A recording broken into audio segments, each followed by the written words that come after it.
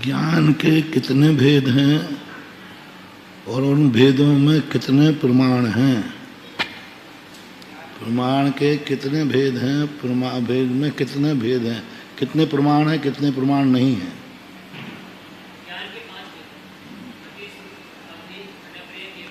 इनमें कितने प्रमाण हैं? हमने पढ़ा ही नहीं, तुमने कैसे कह दिया? प्रमाण 5 प्रमाण। फिर यहाँ बहुवचन क्यों नहीं कहा? प्रमाण ने कल कहा था ना, कौन सा? ये पांचों 2 प्रकार के प्रमाण में अंतर्भूत हैं।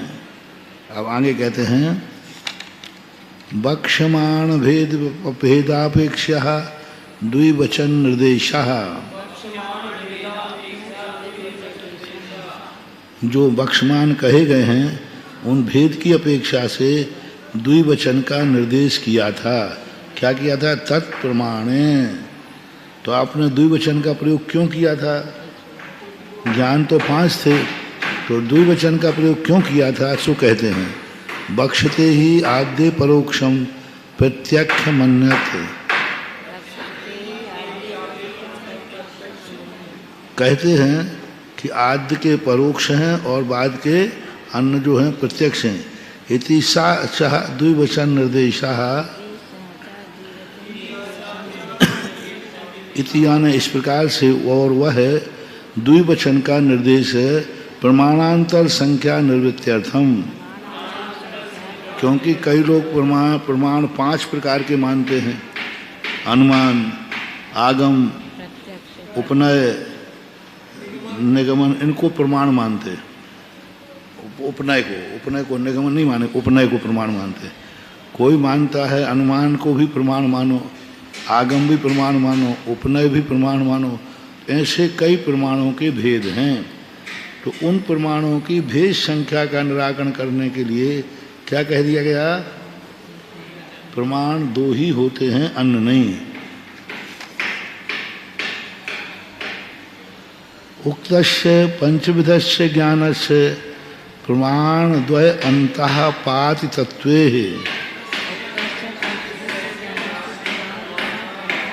जो 5 प्रकार के ज्ञान हैं, सभी ज्ञान 2 प्रमाणों में पतित यानी अंतर्भूत होने पर प्रतिपादते प्रत्यक्षानुमानादि प्रमाण द्वय कल्पना निवृत्त्यर्थम माह।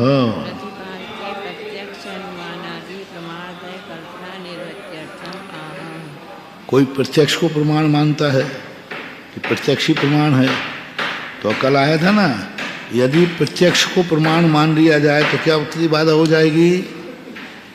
सूक्ष्म वही बाधा जो सन्निकर्ष में दिए थे ना, वही प्रत्यक्ष में। सूक्ष्म है, अव्यवहित हैं, अन्य क्षेत्र में स्थित हैं, काल भी प्रकृष्ट हैं, क्षेत्र भी प्रकृष्ट हैं, इनका ज्ञान नहीं, क्योंकि प्रत्यक्ष को प्रमाण माना।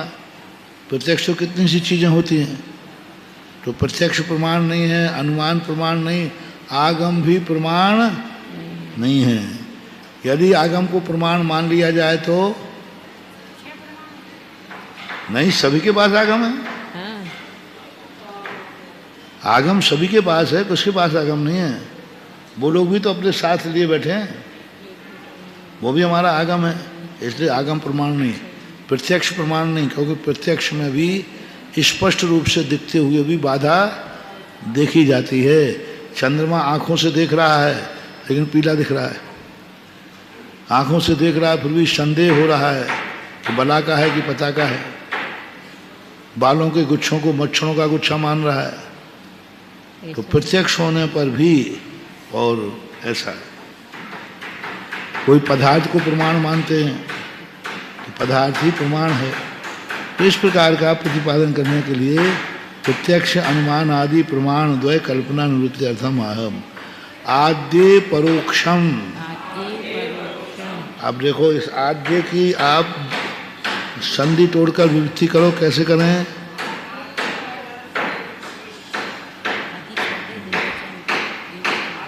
मूल शब्द ढूंढो, क्या है मूल शब्द? क्या है? आदि। आदि का आद्य बनाओ, कैसे बनाओगे?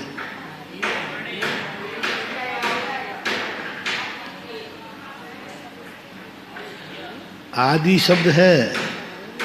आदि शब्द पहले किसके समान चलेंगे रूप? हाँ, तो पहला बनाओ मुने हैं। क्या बनाओगे? एक वचन में बनाओगे, कहाँ बनाओगे? आदि शब्द है कि नहीं? इकारांत पुल्लिंग है आदि शब्द। क्या है? इकारांत पुल्लिंग है। तो इकारांत पुल्लिंग कौन से हैं? हाँ, ये मुनि। और जितने इकारांत हैं वे सब क्या हैं? अग्नि संज्ञक हैं। पर यहाँ पर बताओ, ये आद्य मुने है, कहाँ बनेगा? मुने है, मुने है, मुने नहीं, मुने बनाना है। बनाना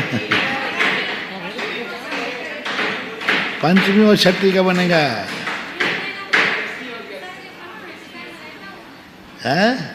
हाँ, तो वही तो लाना है, वही तो लाएंगे ना। विसर्ग है, वही तो लाएंगे। हाँ, तो वही तो अभी विसर्ग है उसमें। एक नहीं, क्या है यहाँ विसर्ग को प्रेस मिस्टेक हो गई ना, विसर्ग होना चाहिए। रुको रुको रुको, प्रेस मिस्टेक हो गई यहाँ। वो ज्ञानपीठ वालों ने गड़बड़ की, संपादन को इतना ज्ञान नहीं था कि दो विसर्ग छूट गए होंगे। क्योंकि कहाँ बनाओगे? पंचमी में और छठी में। एक वचन बनाओगे, दो वचन में एक वचन मुने, तो क्या बनेगा? आधे। तो मुने शब्द कैसे बनाया था? पंचमी और षष्ठी क्या है? गैसी गैस, गैसी गैस। क्या बनाए आप गैसी गैस का?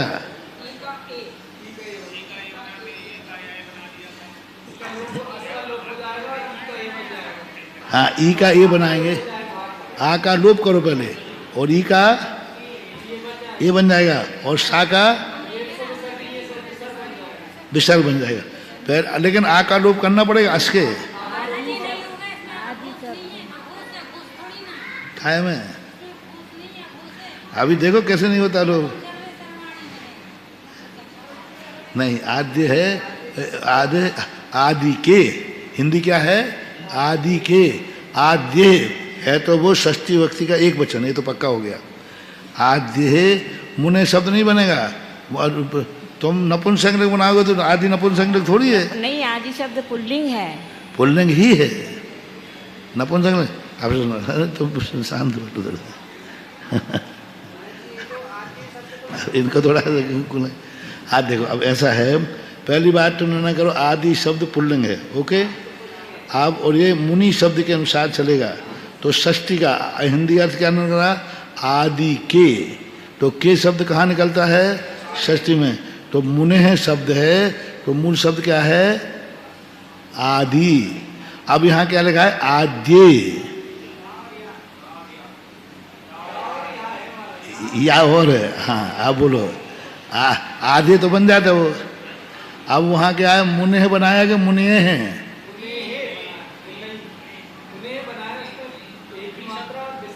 बस, तो या कहाँ आएगा? मुने।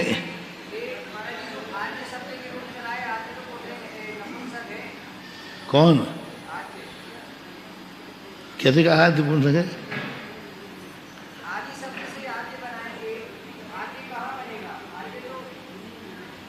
बनाओ बनाओ बनाओ।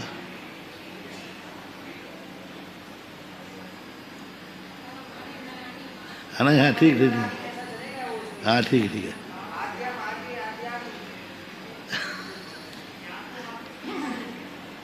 हाँ ठीक है डरो मत।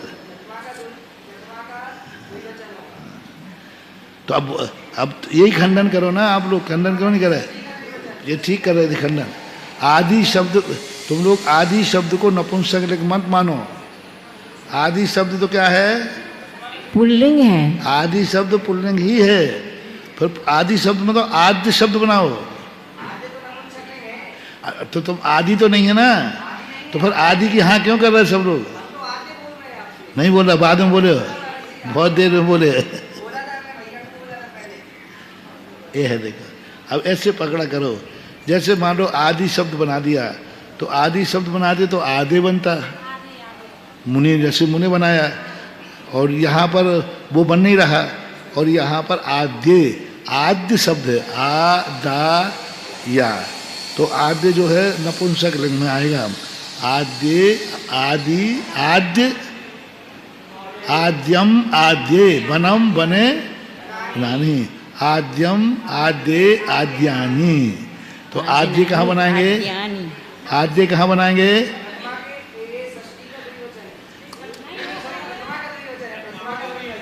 प्रथमा के द्विवचन में आद्य बनेगा। तो अब द्विवचन क्यों रखा है इन्होंने? क्योंकि आदि, आदि के दो लेना है, इसलिए। अब फिर के आगे आगे आप परोक्षम नहीं बनेगी, नहीं बनेगी, नहीं कैसे बनाओगे?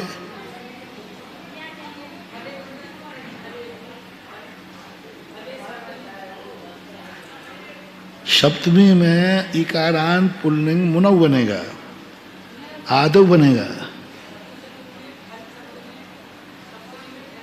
फलम फले फलानी। सप्तमी तो पुरुष के समान चलेंगे, पुरुषे। सप्तमी का एक वचन बनाओगे तो क्या बनाओगे? पुरुषे, पुरुष हो। विचार रहेगा कि नहीं उसमें? तो सप्तमी नहीं आएगा इसमें। नहीं, ये आद्य जो है, आदि के दो, इनका कहना है आद्य शब्द को नपुंसक लिंग की सप्तमी मान ली जाए।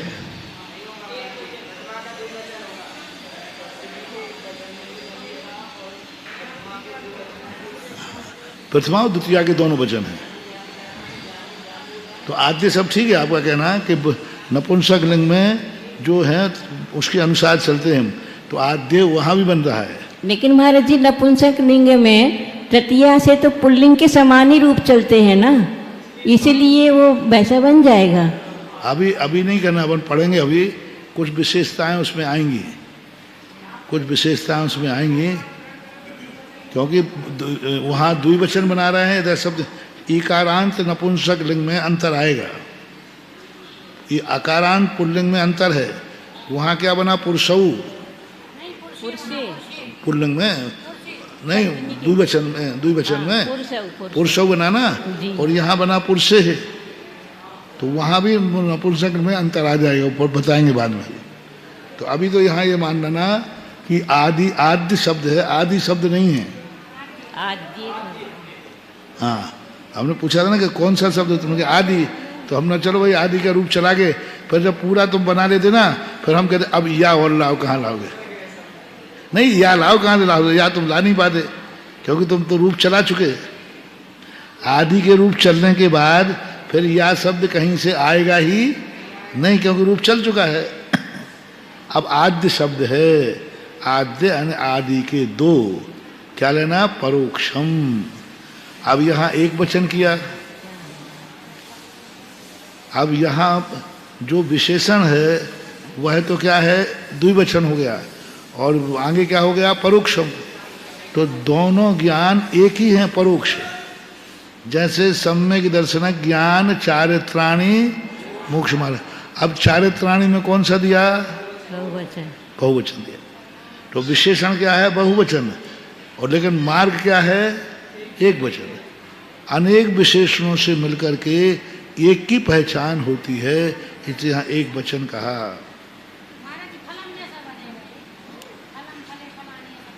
फलम फले बनाने, बनम बने बनाने। अब ईकारांत नपुंसक लिंग में कुछ विशेषताएं हैं, तो वो अपन को बाद में आएंगे। क्योंकि नपुंसक लिंग में भी अकारांत है, आकारांत है, ईकारांत है, उकारांत है, ऐसे सब हैं उसमें। आदि शब्द प्रथम वचन आदौ भवम आद्यम। लेकिन आद्यम बना किससे है? देखो व्युत्पत्ति दे रहे हैं महाराज। आद्य शब्द कोई शब्द नहीं है, बना हुआ है। जैसे भव से भव्य, योग से योग्य। हाँ, जैसे योग बोलते ना, योग है, और क्या बन गया? योग्य। कृदंत शब्द है महाराज श्री जी, कृदंत शब्द है, कृदंत शब्द है ये। हाँ, कृदंत। तो आदि, मूल तो आदि है, आदि को बताने वाला आद्य। आदौ भवम आद्यम। अब ये देखो, आदौ शब्द जो है ये किससे बनाया? ये मनौ जैसा, आदि से बनाया। ये आदौ है, ये है सप्तमी का एक वचन, मनौ जैसा। सप्तमी का एक वचन है ये आदौ। आदि में आदि भाव को प्रकट करने वाला। कथम द्वयो हो प्रथमत्वम। ये दो कौन हैं जो प्रथम को प्राप्त हैं? मुख्योपचार कल्पनाया,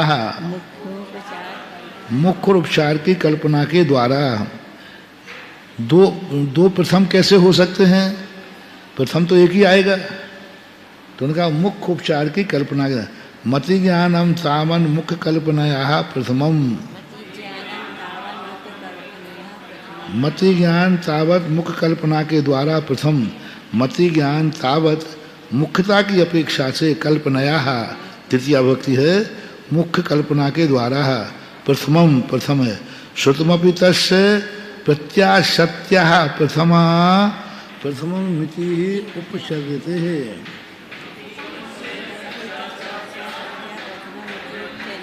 अब देखो, प्रत्याशत्या बनाओ, मूल शब्द बनाओ। क्या निकालोगे इसमें? मूल शब्द बनाओ, प्रत्याशक्ति। हाँ, प्रत्याशक्ति। अब प्रत्याशक्ति का क्या बनाओगे? तृतीया में मुनि का शब्द क्या बनाया था? मुनिया। विसर्ग नहीं था ना? हाँ, वही है। मुनिया, मुनि, मुनि, मुनिया, मुनिभ्याम, मुनि भी। तो यहाँ क्या बना? प्रत्याशक्ति। ईकारांत, अग्नि संज्ञक। प्रत्याशक्त्या, प्रत्याशक्ति के द्वारा, माध्यम से। प्रथमम इति उपचर्यते। शुद्ध ज्ञान, मति ज्ञान की प्रत्याशक्ति यानी निकटता। ये स्त्रीलिंग में नहीं है महाराज श्री जी, प्रत्याशक्त्या स्त्रीलिंग नहीं है ये। प्रत्याशक्ति के माध्यम से अर्थ है। फिर उसको आपने प्रथमा में क्यों लिया? शुद्ध ज्ञान को वो दूसरे नंबर पे था। तो मति ज्ञान की प्रत्याशक्ति निकटता होने से, निकटता के माध्यम से, तृतीया ही है। करण अर्थ में आ गया ना? करण अर्थ में आ गया वो।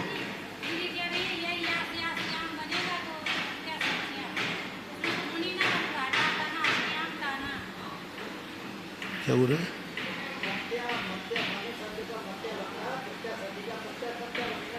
हाँ, तो स्त्रीलिंग में बनेगा प्रत्याशत्या। स्त्रीलिंग शब्द है, मति शब्द, तो मत्या सत्या। हाँ, वो स्त्रीलिंग शब्द है, लेकिन चल जाएगा। यही आश्याम, उससे भी बनेगा। तो प्रत्याशक्ति होने से, निकटता होने से।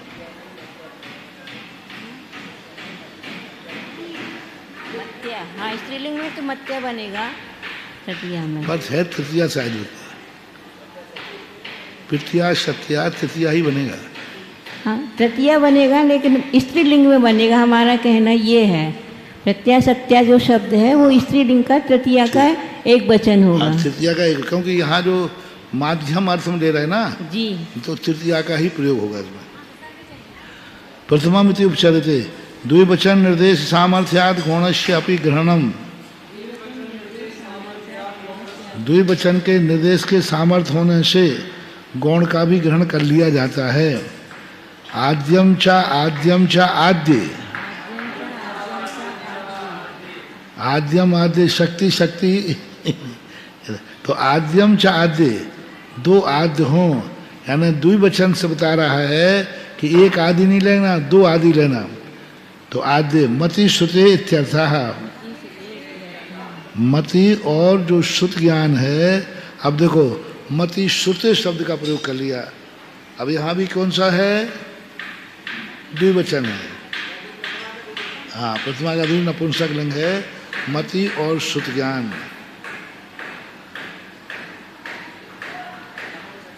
तद उभयमपि परोक्षम प्रमाणमित्य अभिसंबंधते, दोनों भी परोक्ष प्रमाण से संबंध होना, प्रमाणम इति अभिसंबंधते, दोनों ही प्रमाण से संबंध रखने वाले हैं। कुतो अस्य परोक्षत्व, तो मूल शब्द क्या है? कुतो हो, कुतः अस्य है। मूल शब्द क्या है? कुतः अस्य है।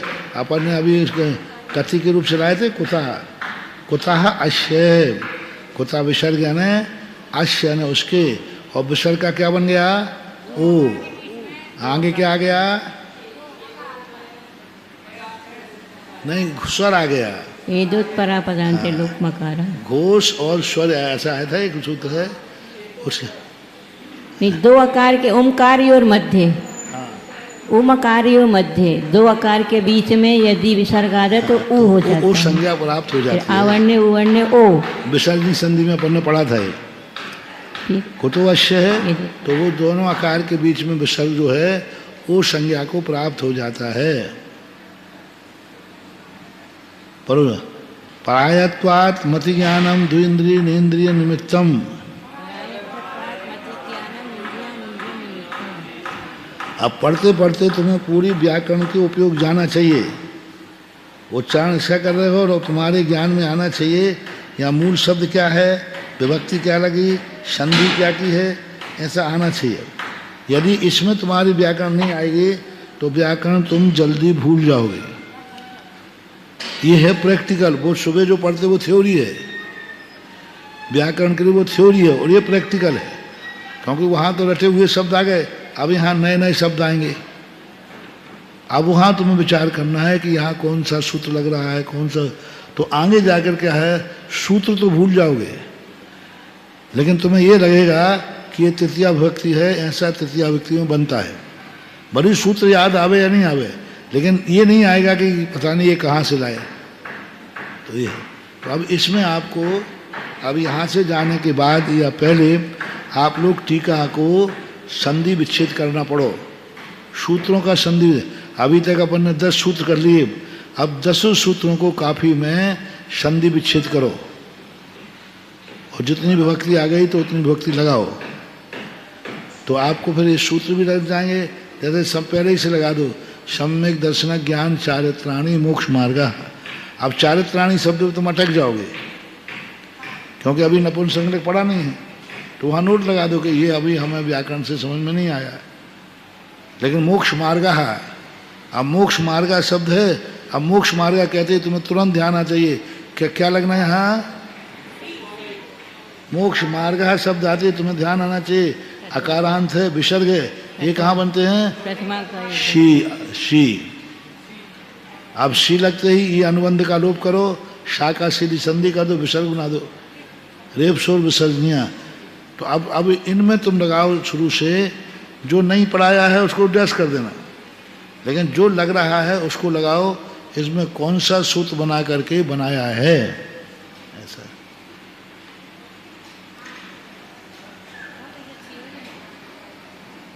परायतत्वात् मत ज्ञानम इंद्रिय अनिंद्रिय निमित्तम। इनको परोक्ष क्यों कहते हो?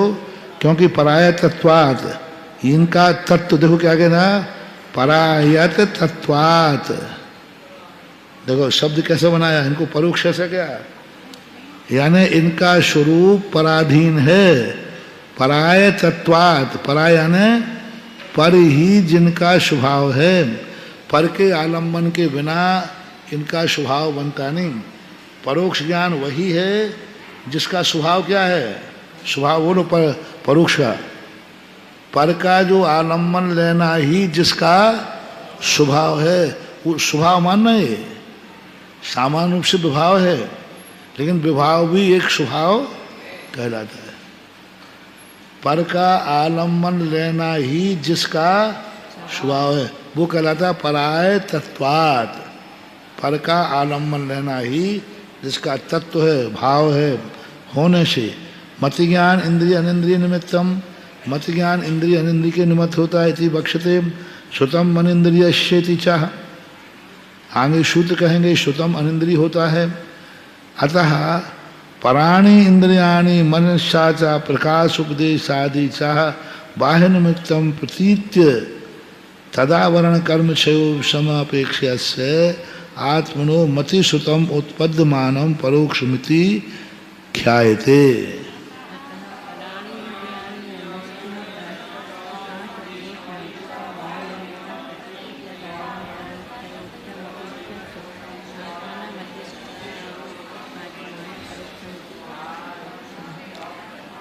अपराणी इंद्रियाणी मनसा, पर इंद्रियां जो हैं, इंद्रियां हमेशा पर होती हैं।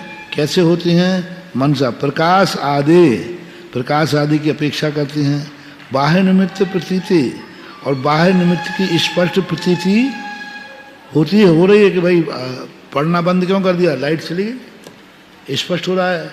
कैसे देखने में कैसे आ रहा है तुम्हें, प्रतीति में आ रहा है कि प्रकाश है तो देख रहा हूँ। तदावरण कर्म, और उसके आवरण कर्म उपशम से आत्मा के जो परिणमन है उसे मति शुद्ध ज्ञान कहते हैं। इति परोक्षम ख्यायते, इसके उसको आख्यायते यानी कहते हैं ऐसा। अतः उपमान आगम आगमादि नाम मत्रंतर्भावः,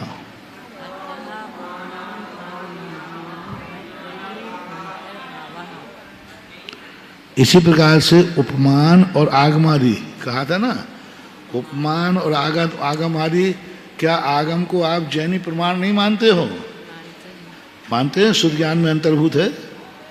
और उपमान क्या जैनी नहीं मानते हैं, मानते हैं, सब मानते हैं, लेकिन उनको इसमें अंतर्भाव, उदाहरण भी प्रमाण है, तर्क भी प्रमाण है, सब प्रमाण है, अनुमान भी प्रमाण है, मानते हैं, लेकिन अनुमान प्रमाण नहीं। प्रमाण वो कहलाता है जिसमें कभी मिथ्यापना नहीं आए, क्योंकि अनुमान से कहने वाली वस्तु कई बार गलत भी होती है। अनुमान को हम शुद्ध ज्ञान में लेते हैं ना, वितर्का श्रुतम, अनुमान जो है शुद्ध ज्ञान के अंतर्गत आ जाता है।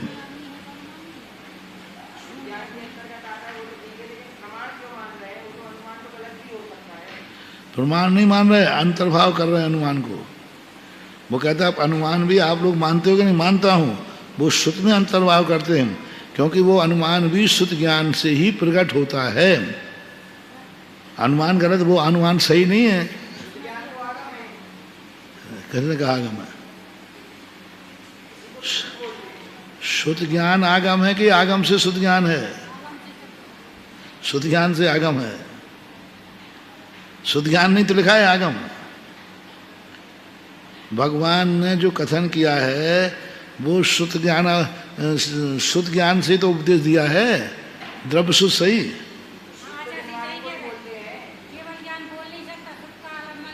शुद्ध को ही कहा, शुद्ध से तो आलम्बन लिया। उनका ज्ञान आगम से प्रकट हुआ है कि शुद्ध से आगम प्रकट हुआ है, शुद्ध से।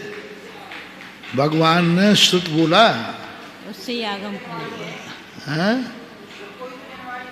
तो जनवाणी बोलते हैं, जनवाणी को शुद्ध बोलते हैं, लेकिन जनवाणी शुद्ध नहीं है, जिनेंद्र भगवान के द्वारा कहे गए को शुद्ध बोलते हैं, पर्याय है। इसलिए आगम प्रमाण है, लेकिन मूल वो शुद्ध ज्ञान में अंतर्भाव है। समझना भी नहीं है ज़्यादा, ज़्यादा समझने से गड़बड़ हो जाता है। शुरुआत में लिखो बस आ अनार का, आ अनार का, आ अनार का अर्थ क्या होता है नहीं समझना, अर्थ समझ जाओगे तो फिर आ भूल जाओगे और अनार पे चले जाओगे। क्योंकि आगम जो होता है शुद्ध ज्ञान से प्रकट होता है। ये द्रव्य शुद्ध, ये तो पौद्गलिक रचना है। इन शास्त्रों को, ये तो शब्द हैं, पुद्गल की पर्याय है, इसको कैसे प्रमाण मान रहे हैं? ये तो शुद्ध ज्ञान की अभिव्यक्ति है। क्रोध आया तो आंखें लाल हो गई, तो आंखें लाल होना क्रोध का प्रतीक है। आंखें लाल हुई से क्रोध आया कि क्रोध आया तो आंखें लाल हुई? बस मूल स्वरूप क्या है? क्रोध भाव। आगम से ज्ञान नहीं होता, ज्ञान से आगम की रचना होती है। आगम कब कहा? तीर्थंकर की ध्वनि गणधर ने सुनी अंग रचे। अब जो अंग रचेगा वो आगम है, लेकिन पहले क्या ध्वनि है, ध्वनि को आगम नहीं कहा, ध्वनि को आगम नहीं कहा, ध्वनि सुन करके फिर रचे जाते। इसलिए आगम को प्रमाण नहीं कह सकते, ज्ञान का फल है आगम।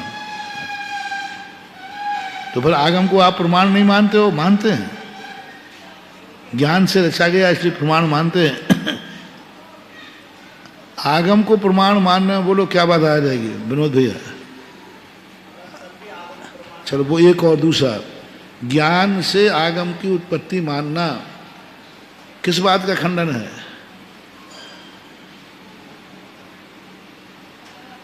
आपके दिमाग में है? आ नहीं रहा है। अपोर से आगम क्या है उनके यहाँ? नहीं, अपोर से किसी ने किया नहीं है। तो इस बात का खंडन होता है ज्ञान से आगम की उत्पत्ति हुई है। आगम को हम प्रमाण नहीं मानेंगे, ज्ञान को प्रमाण मानेंगे। आगम को प्रमाण मानने पर ज्ञान का अभाव हो जाएगा। जैसे वो कहते हैं आगम किसने रचे? अपोर से। अपोर से किसी ने रचे ही नहीं होते हैं। तो जो किसी के द्वारा रचे नहीं गए हैं वो प्रमाण कैसे होते? तो पुद्गल है। ज्ञान के द्वारा जो रचे जाते हैं, और ज्ञान कौन का? आपका। आप तो पग मनुलंघ।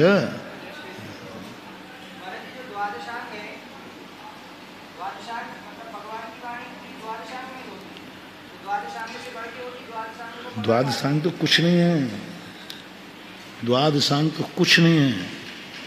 भगवान जितना जानते हैं उसका अनंतमा भाग शुद्ध कर्म बन पा, शुद्ध द्रव्य बन पाते हैं, अनंतमा भाग बोल पाते हैं। और जितना वो बोल पाते हैं उसका अनंतमा भाग गणधर्व, और जितना गणधर्व परमृत सुनते हैं उसका संख्यात्मा भाग लिख पाते हैं। बीच में गायब कितना हो गया? कितना गायब होगा? 2 बार अनंत, 1 बार असंख्यात। बोल ही नहीं सकते क्योंकि तुम्हारे पास आलम्बन की शक्ति नहीं है, शब्द वर्णना ही नहीं है कि जो उनके पूरे ज्ञान को बोल सके।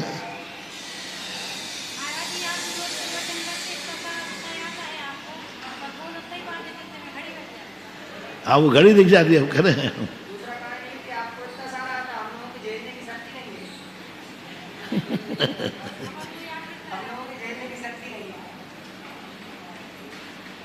क्या है? ज्ञान की कोई सीमा नहीं है। इतना अभी ज्ञान बाकी है, सारे संसार के शब्द को इकट्ठे कर लिए जाएं तो भी अभी नया शब्द कुछ बन सकता है ही नहीं, बहुत भंग बन जाएंगे। आधार यही रहता है, आधार को नहीं पलटना।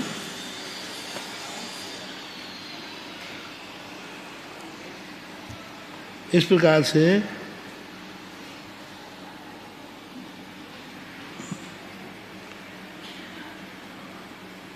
उपमान आगमादि इसमें अंतर्भाव हो जाती है।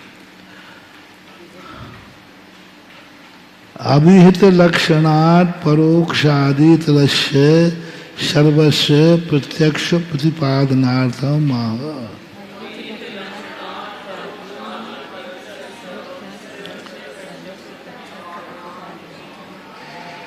अभिहित जो है वह लक्षण, अभिहित यानी विवक्षित जो लक्षण है, परोक्षादि इतरस्य है। मतलब जो अभिहित लक्षण हमने कहा था, अभिहित लक्षण क्या? अभिहित लक्षण यानी परायत्तत्वात्। परोक्ष का लक्षण। परोक्ष का लक्षण क्या बनाया था? पर से उत्पन्न होने वाला लक्षण था। ये हमने किया था इतरत्वात्, उससे इतर विपरीत लक्षण। नहीं, अभिहित लक्षणात् परोक्ष इतरस्य, जो परोक्ष का अभिहित लक्षण ने विवक्षित किया था, उससे इतर जो है सर्वस्व प्रत्यक्षत्व प्रतिपादनार्थम आह। सब ज्ञान प्रत्यक्ष। इतरस्य शेष ज्ञान, दो ज्ञान किसके थे? परोक्ष परोक्ष। शेष सब ये भी है, और लक्षण भी विपरीत आ जाएगा। प्रत्यक्ष मन्यत, प्रत्यक्ष मन्य। अब प्रत्यक्षम ये शब्द भी नपुंसक बनेगा। प्रत्यक्ष और अन्यत, अन्य जितने हैं वे सब क्या हो गए? अक्षुणोति व्यापनोति जानयति इति अक्ष आत्मा।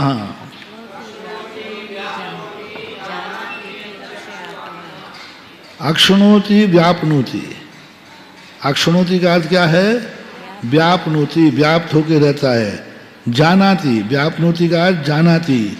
अक्षुणोति, अक्षुणोति का अर्थ होता है जो अक्ष घेर लेता है, घेर लेता है, गे आकार हो जाता है। अक्षुणोति यानी गे आकार। व्यापनोति वही व्याप गया। ज्ञान पहले क्या होता है? गे आकार। जैसे मान लो चश्मा है तो सबसे पहले ज्ञान आकार को बनाएगा कि नहीं? बिना आकार के पहचान ही नहीं सकता। गे आकार, ज्ञान पहले किसी वस्तु को देखकर उसके आकार को, व्यंजन पर्याय को देखेगा। व्यंजन पर्याय से ही प्रथम था हम वस्तु को पहचान पाएंगे।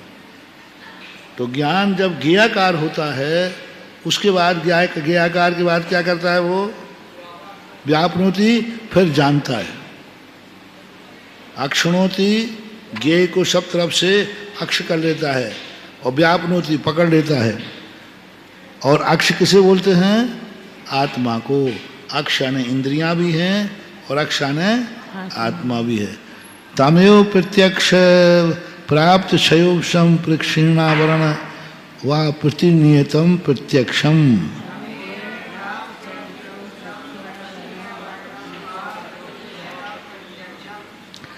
अब इसमें क्या आ जाएगा?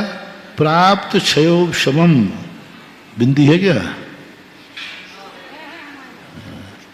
प्राप्त क्षयोपशमम, प्राप्त क्षयोपशम को प्राप्त।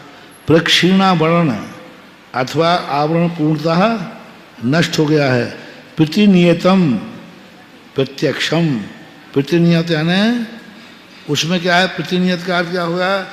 जब वह पदार्थ को नियत करे, यानी जो पदार्थ को उसका जो विषय हो, तो विषय नहीं है तो नहीं जानेगा। प्रतिनियतम प्रत्यक्षम, जो नियत को जानता है, निश्चित को। प्रतिनियत पर का आलम्बन नहीं, प्रतिनियत, जो पदार्थ जैसा है वैसा ही अपने आत्मा से जानता है, ऐसा।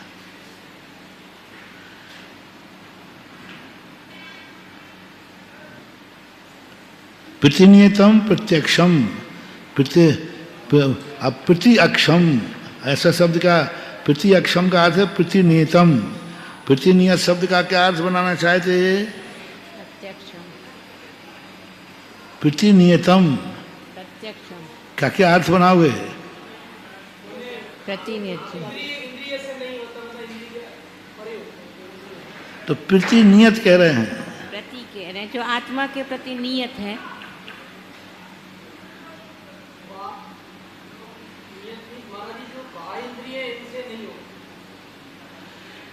जैसा पदार्थ नियत है वैसा ही जानता है, अनुरूप नहीं जानता है ना। इसमें संदेह आदि नहीं है। अवध ज्ञान, मना परे ज्ञानी, इनमें संदेह अलग चीज है। प्रतिनियत पदार्थ जैसा निश्चित है वैसा ही जानते हैं, तब प्रत्यक्ष है। अनुमान से नहीं जानते। अब वो प्रतिनियत यानी पदार्थ नियत है, प्रति उसके प्रति सीधा जान, आलम्बन नहीं लेते, अनुमान से नहीं। अवध ज्ञान मन पर ज्ञान के अनुमान से जानेंगे नहीं। अपन धुआं दिख रहा है, अग्नि नहीं दिख रही, उनको धुआं भी दिख रहा है और अग्नि भी दिख रही है। अनुमान, आगम नहीं, वो आगम से नहीं जानेंगे कि सिद्ध भगवान है। तो पृथ्वी नियत का अर्थ है पदार्थ जैसा नियत है वैसा ही वो स्वयं आत्मा जानती है। अन्न से अन्न को नहीं जानते, सीधा डायरेक्ट संबंध। पृथ्वी नियत का अर्थ होता है डायरेक्ट उनका संबंध है, बीच में कोई कारण कार्य की विवक्षा नहीं है। हाँ, पृथ्वी नियत शब्द ने जब दिया बहुत अच्छा मान दिया। पृथ्वी नियत यानी जो पदार्थ जैसा है आत्मा उसको सीधा जानती है आलम्बन के बिना। आत्मा के प्रति तो नियत हो गया ना महाराज श्री जी। हाँ वही आत्मा के प्रति तो नियत हो गया ना वो। नियत, आत्मा के लिए नियत है, कोई आलम्बन नहीं, सीधा पदार्थ के साथ संबंध है। अवधि दर्शनम केवल दर्शनम अपि अक्षम्यो पृथ्वी नियतम तः तस्यापि ग्रहणम प्राप्नोति।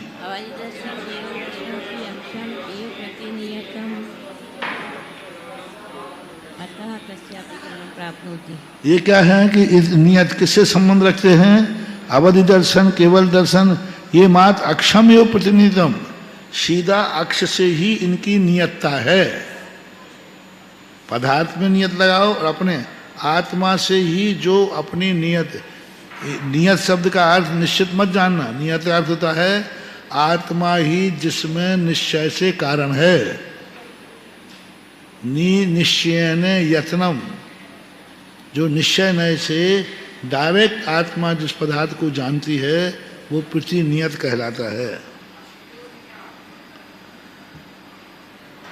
ज्ञानमिति अनुवर्तते तेन दर्शनस्य विवदाशाः।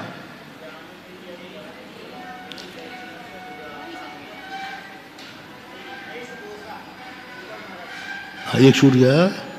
अवधि दर्शन, हाँ, अवधि दर्शनम केवल दर्शनम अक्षम्यो प्रतिनियमितः तस्यापि ग्रहणम प्राप्नोति। अवधि दर्शन केवल दर्शन को भी, वो भी अक्ष से होता है, वो भी प्रतिनियति है, तो उसको आप ग्रहण क्यों नहीं कर रहे? न इस दोषा ज्ञानम इति अनुवर्तते हैं, ज्ञान की अनुवर्तित होने से तेन दर्शन से व्युदाशा, व्युदाश यानी अलग हो जाता है। व्युदाश जो है पृथक अर्थ में आता है। तेन दर्शन से दर्शन का व्युदासपना होता है, अलग हो जाता है। एवं विभंग ज्ञानम अक्षभेदम पृथ्वीयत मतोस्यापि ग्रहणम प्राप्नोति। जो यहाँ पर यदि ऐसा कहते हो कि वह विभंग, क्या कह रहे हैं? विभंग ज्ञान, विभंग ज्ञान वो दर्शन का था।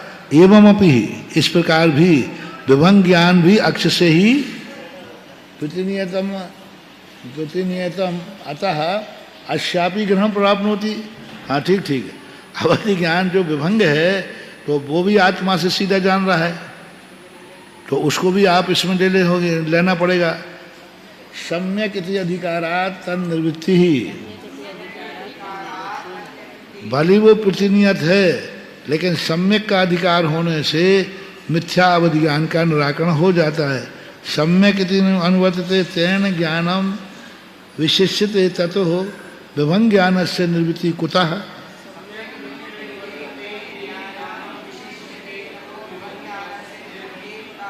कुतः नहीं, कृता है। सम्यक इति अनुवर्तते, सम्यक दर्शन के अनुवर्तते तेन ज्ञानम, वह ज्ञान विशिष्टते ततो विभंग ज्ञान से निवृत्ति, विभंग ज्ञान की निवृत्ति करता है। तद ही मिथ्या दर्शनोदयात् विपरीतार्थ विषयमिति न सम्यकम। मिथ्या दर्शन के उदय से वह विपरीत अर्थ के विषय को ग्रहण करता है, इसलिए वो सम्यक नहीं है। श्यानमतम इंद्रिय व्यापारम ज्ञान जनितम ज्ञानम प्रत्यक्षम व्यतीत इंद्रिय विषय व्यापारम परोक्षम इति एतद अभिसंवादी। वह क्या बात कहा? दभिसंवादी लक्षणम अभ्युपगंतव्यम इति।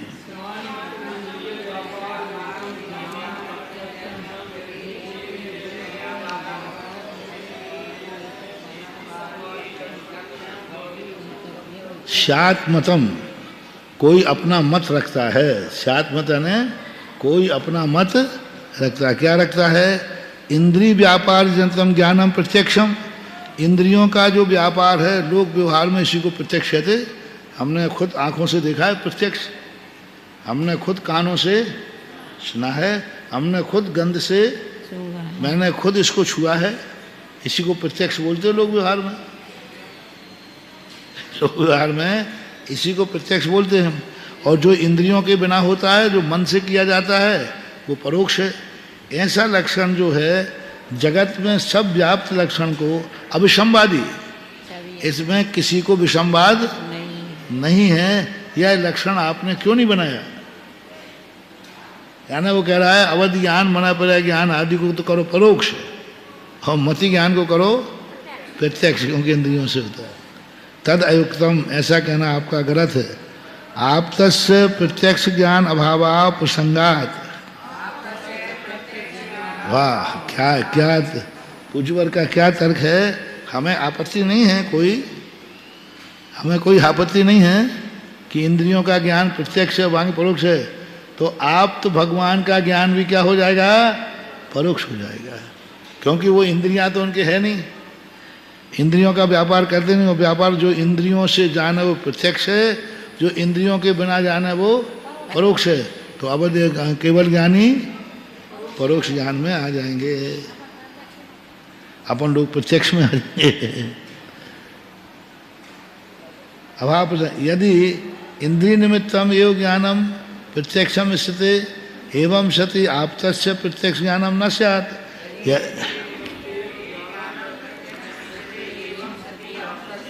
यदि इंद्रिय निमित्त ही ज्ञान है तो प्रत्यक्ष कहते हैं, तो इस प्रकार होने पर आप्त का ज्ञान प्रत्यक्ष नहीं है। ना ही तस्येन्द्रिय पूर्वो अर्थाधिगमम, क्योंकि उनके इंद्रिय पूर्वक पदार्थों का ज्ञान नहीं होता है। अध तस्यापि कारण पूर्वकम योग ज्ञानम कल्पते, अब उनके भी करण पूर्वक ज्ञान की कल्पना करना पड़ेगी। और इंद्रिय पूर्वक कल्पना करते हो तस्य सर्वज्ञत्वम असर्वज्ञत्वम स्यात्, क्योंकि इंद्रियों का विषय अल्प है और अल्प होने से वो सर्वज्ञता की कोटि में नहीं आए। यानी वो कह रहा है कि भगवान इंद्रियों के बिना जानते हैं, तो आपको डर है कि भगवान परोक्ष हो जाएंगे। क्यों हो जाएंगे? इंद्रियों से जाने ना, किसने मना किया? हमारे भगवान तो इंद्रियों से जानते हैं। ये खतरा तो तुम जैनियों को है, हमारे भगवान तो इंद्रियों से जानते हैं, इंद्रियों से सब कुछ कहते हैं। नहीं, खतरा उनको भी आएगा, क्योंकि वो वास्तविक भगवान को तो अदृश्य मानते हैं, और अदृश्य मान करके कहेंगे तो वो भी परोक्ष के अंतर्गत हो जाए।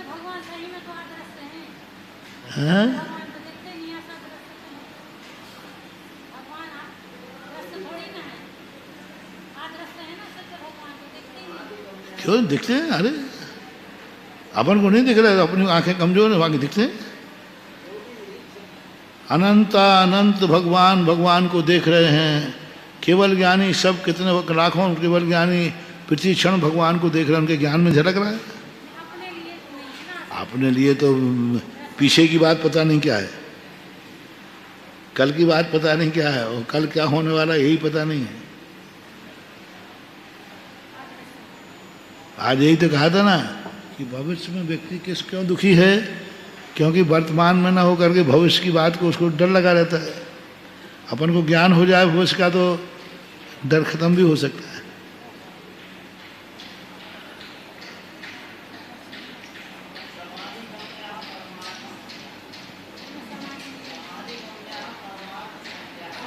हाँ, समाधि गम्य, हाँ वो समाधि के गम्य है, यानी अनुभव के गम्य है।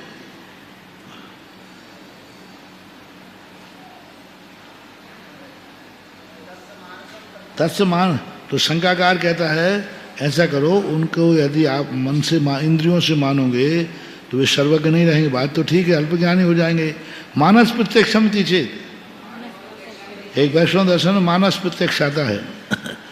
मना प्रणिधान पूर्वकत्वाद ज्ञान से सर्वकत्व अभाव, मन को साधन मानकर पूर्वक ज्ञान को यदि हम ज्ञान कहेंगे तो भी सर्वज्ञता का अभाव होगा। आगमा तत् सिद्धि चेत। अब ऐसा कर लेते हैं, एक और उपाय है, देखो वो उपाय बता दिया जा रहा है कि आप पहले तो इंद्रियों से जनाओ। तो तुमने क्या क्या दिया, सर्वज्ञ का, तो उन्होंने कहा मानस प्रत्यक्ष कर दो। तो उन्होंने कहा मानस पूर्वक करेंगे तब भी सर्वज्ञत्व का अभाव हो जाएगा। फिर उसने कहा ऐसा करो, आगमुक्त कर दो। भगवान को सारा ज्ञान आगम से होता है, पढ़ लिख करके आते हैं, वो आगम से होता है, और परंपरा से जो उनको ज्ञान मिला है वो ही उनका ज्ञान आगम मान लेना चाहिए। न तस्य प्रत्यक्ष ज्ञान पूर्वकत्वात्, जो क्योंकि आगम भी वही प्रमाण है जो प्रत्यक्ष ज्ञान पूर्वक हो। देख लो, आगम से ज्ञान उत्पत्ति नहीं हुई, ज्ञान से यही आ गई। यानी आगम भी प्रत्यक्ष ज्ञानी के द्वारा कथित है तो ही आगम है। आप तो पग मनोलंगे, आपके द्वारा कहा गया हो। और आप तो कौन है, जो प्रत्यक्ष जानता हो। जो प्रत्यक्ष नहीं जानता उसका लिखा हुआ आगम नहीं माना जाता। इसलिए आचार्यों का आगम नहीं है, ये जिनेन्द्र भगवान का है, तभी आगम है, अन्यथा आगम नहीं हो सकता।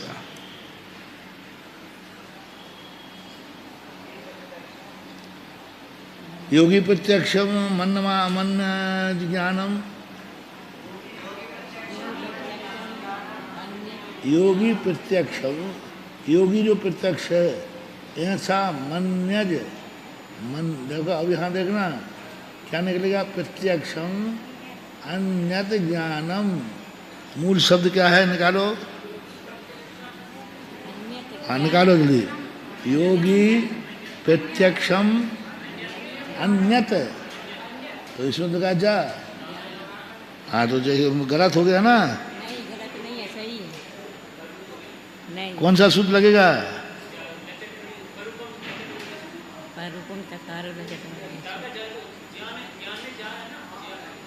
जा कैसे हो गया, ज्ञा ज्ञा ज्ञा, नहीं जा नहीं, ज्ञा से, ज्ञा ज्ञा नहीं, संस्कृत में तो ज्ञा से बनाया ना, गा से, ज्ञा और या से नहीं। एक सूत्र है, नहीं बनाया था, पद के प्रथमा कौन सा शब्द है, अन्यत, ताका बनाया था, तज झसई झदी। तो गा कौन सा अक्षर है, तीसरा अक्षर है, का यहाँ पद के प्रथम का तृतीय कर लो।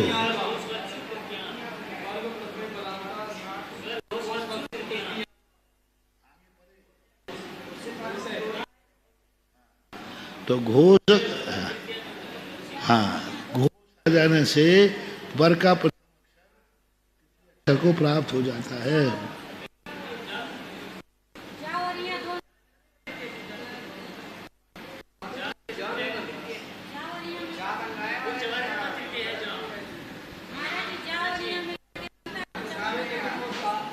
नहीं क्या बनाओ ना, काय से बना रहे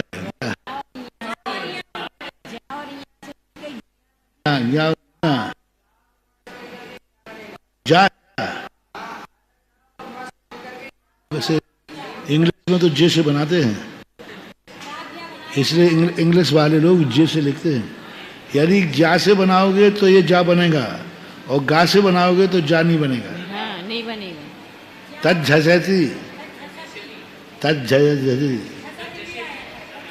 उसमें आया था ना।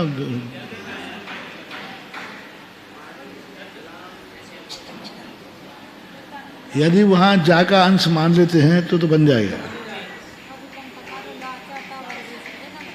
इसलिए इंग्लिश वाले जे से शुरू करते, ज्ञान को ज्ञान, ज्ञान सागर लिखते हो, ज्ञान सागर।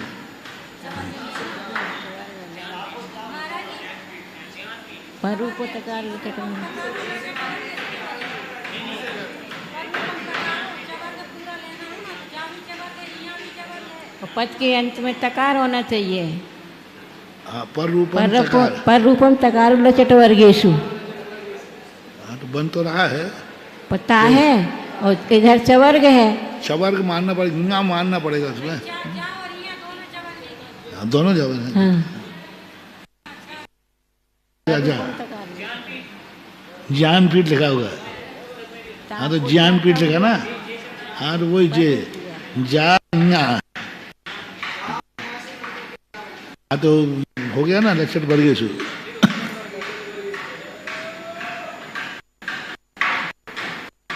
क्या बनाया आपने? अन्य ज्ञानम योगी प्रत्यक्षम अन्य ज्ञानम दिव्यम अपि अस्ति चेत। योगी प्रत्यक्ष को आप मान लेना चाहिए, क्योंकि वह दिव्य ज्ञान अप्रसुता न तस्य प्रत्यक्षत्वम, फिर भी उसमें वह प्रत्यक्षपना नहीं है। इंद्रिय निमित्तत्वात् अभावात्। क्या है, देखो खंडन देव कितना अच्छा है। आपने क्या कहा था कि प्रत्यक्ष क्या है? इंद्रियों के निमित्त हो, और आप खुद योगी प्रत्यक्ष पे आ गए। तो योगी प्रत्यक्ष पे आने पर अर्थात सर्व को मानने में क्या बाधा है? आप योगी प्रत्यक्ष कैसे कह रहे हैं? जो इंद्रिय और मन के बिना हो। मानस प्रत्यक्ष का तो खंडन हो गया, इंद्रिय प्रत्यक्ष का भी खंडन। तो अब उसने तीसरा क्या दिया? योगी प्रत्यक्ष। इसका अर्थ योगी प्रत्यक्ष इंद्रिय और मन से नहीं होता है। तो आचार्य कहते हैं आपसे विरोध आ रहा है, तो क्योंकि इंद्रिय और मन के बिना जो नहीं होता है वो प्रत्यक्ष ज्ञान होता ही नहीं है, ऐसा आपने कहा है। बहुत अच्छा। इंद्रिय निमित्तत्व अभावात्, क्योंकि जो आपने साधन बनाया था वो तो नहीं है।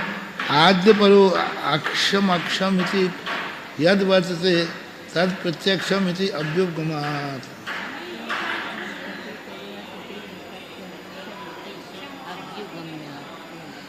अक्षम अक्षम अक्षम अक्षम अक्षम, आत्मा आत्मा से जो प्रवर्तता है वही प्रत्यक्ष है। इति अभ्युपगमात्, क्योंकि उसी से ज्ञान होने से, ऐसा मानना चाहिए। ठीक।